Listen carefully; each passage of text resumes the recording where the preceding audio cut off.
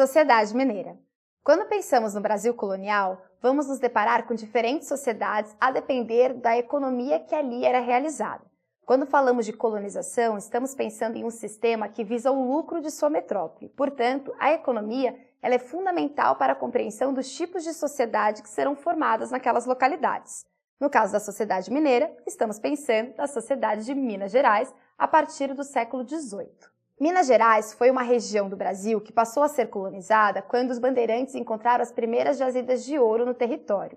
Ali se formou um tipo de sociedade que tinha como função a extração do ouro, que no Brasil foi encontrado em sua maioria dentro do formato do ouro de aluvião. Então, nos rios, com peneiras, nós tínhamos ali a extração do ouro. A sociedade mineradora ela era toda voltada a esse tipo de atividade. No entanto, no seu entorno, nasceram também outros tipos de atividades complementares para que as vilas e arraiais ali formados pudessem de fato se abastecer e sobreviver. Afinal, não dava para apenas extrair ouro e esperar que as pessoas vivessem daquela maneira, como elas iriam se alimentar, o que elas fariam nos seus momentos de folga. Assim, existe toda uma sociedade que surge no entorno da mineração para tornar aquela atividade possível, assim como os grandes proprietários dessas minas de ouro, de viverem ali pela região.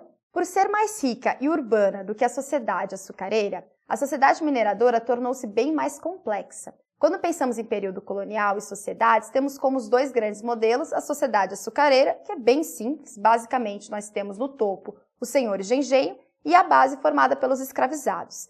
A camada intermediária entre eles, que seria dos homens livres, era uma camada muito estreita, uma vez que, dentro de um contexto de fazendas açucareiras, portanto áreas rurais extensas, esses homens livres tinham poucas possibilidades de exercício de funções e vida. Em comparação, na sociedade mineradora, nós estamos pensando em uma região que uma série de arraiais e vilas se formam, e, portanto, essa camada média que está entre os escravizados, que são a mão de obra prioritária, e a elite, que é proprietária das minas e das propriedades rurais, existe um meio termo que é bastante plural e complexo.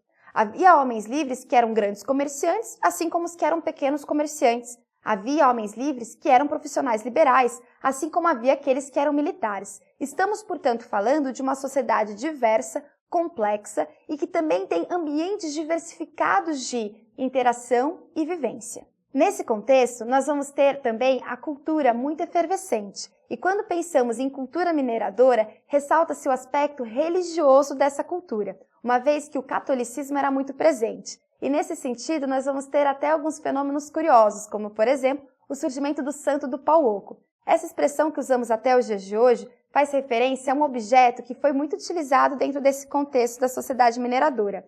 Eram figuras de santos que de fato tinham seu interior oco, para que dentro deles pudesse ser escondido o ouro.